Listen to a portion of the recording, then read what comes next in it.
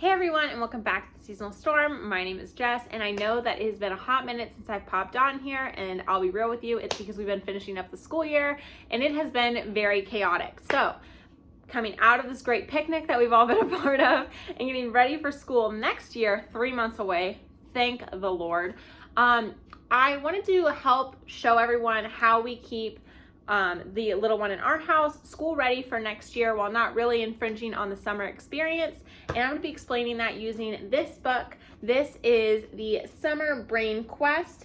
It's made by Workman Publishing, and it aligns with Common Core state standards. So obviously Common Core is kind of standard across the nation. This one is the transition 3rd to 4th grade because that's what we're working with in this house. And I have reviewed this book. I think it's a really good resource. I like how it doesn't focus solely on just math or just reading. It includes your social studies and your sciences as well. And it has a fun little game here at the end of it. And it's kind of like a summer journey book. I've really enjoyed this. I'm really excited. We're gonna put this in our summer basket for our little one. But if you don't have access to a book like that, or if the $4.99, I think that this one can be purchased for on Amazon, is too expensive, which understandable. I've also included a little bit of footage just demonstrating what is available at the $1 price point. But before I even show any of you guys that, remember that you can always look into online for free resources, including Prodigy Math,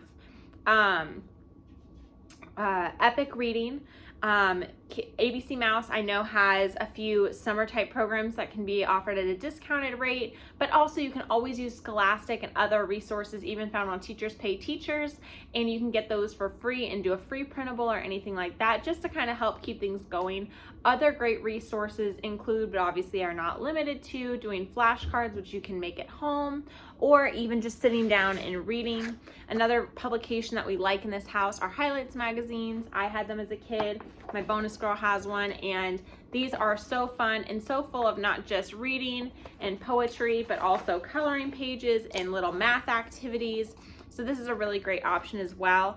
And I've heard that some libraries will actually help families get free access to highlight subscriptions. So if that is something that is interesting to you, maybe contact your local library.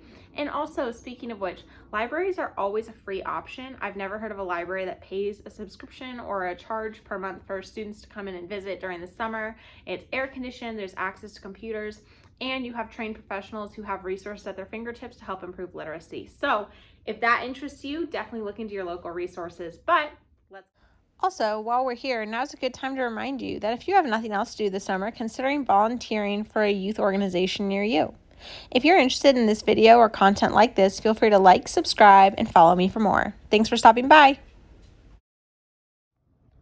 So this is the book that we went ahead and selected for Little Miss to work with this summer. Now, right when you open it, it actually cites, went forward a page. Oh wait, hold on. There we go. Right when you open it, it actually cites the research that demonstrates learning loss during the summer and why a system like this is effective. Now, I went through private education for many, many years, and we actually use similar workbooks as assigned by our school. But this one I like because it's not just math or writing. As you can see from the first 2 pages, we do have some writing, but then this one's topic is economics, which economics and economics learning can really start at any age.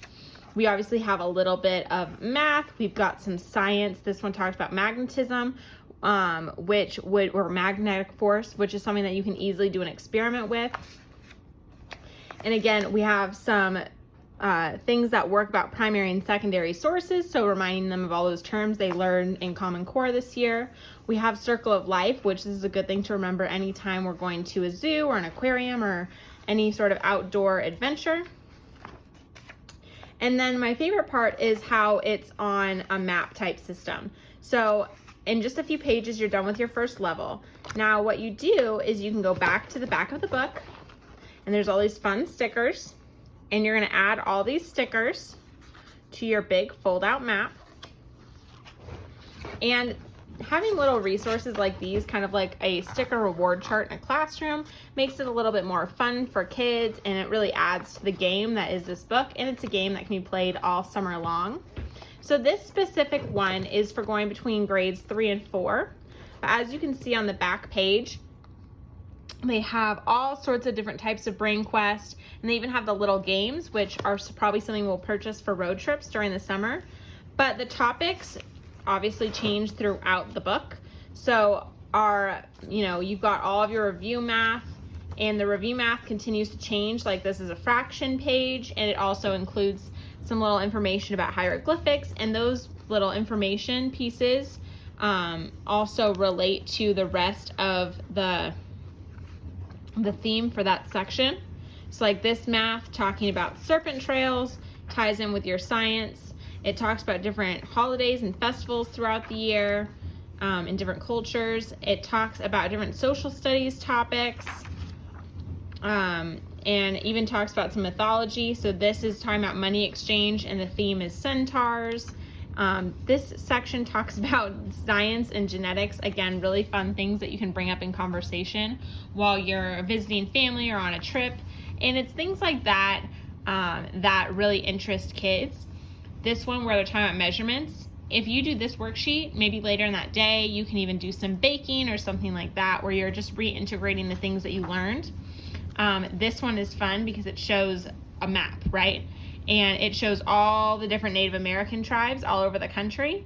And when we were actually looking at our book, talking about using it for this summer, she was pointing out all the tribes that we visited, and even the tribes that live where we live, in that, she has classmates who are part of those groups. Or like last summer, we went through the Nez Perce country and through the Crow and the Cheyenne country. We spent a lot of time in Wyoming.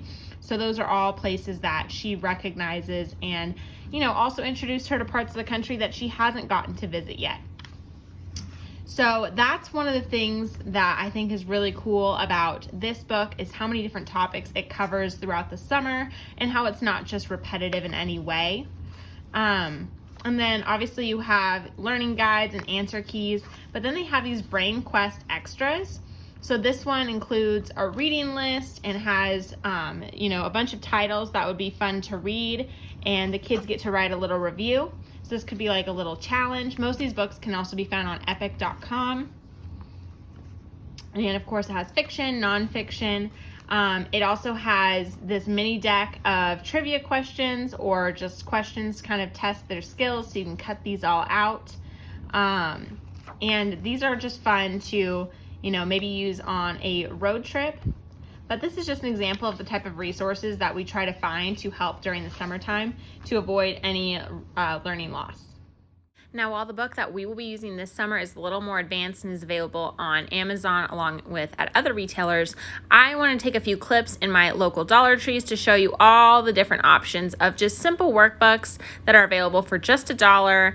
And honestly, you can find very similar workbooks at Walmart for maybe $1.99. And these are really great for especially your lower grade kids. And a lot of people don't think about them and their learning loss, but I know that they have a harder time reacclimating to the next school year.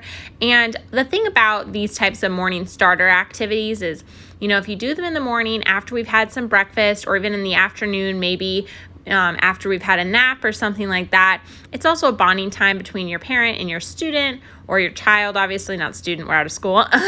But these little alphabet books and simple little like word and letter activities are really great also for parents to be really aware of what their child has learned in the last year and what they've retained for learning into the next year.